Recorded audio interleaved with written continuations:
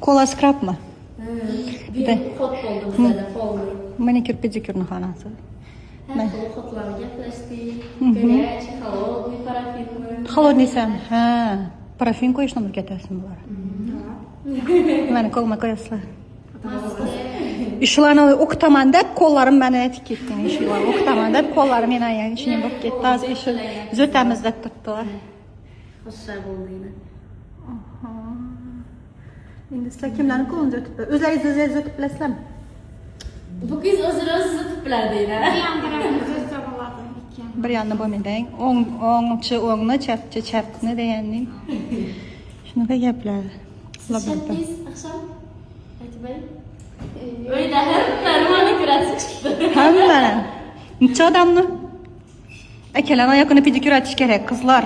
Akalarni oyoqini pedikür eting. Pedikür qancha o'tib boshlaysiz? Xudo xolasa.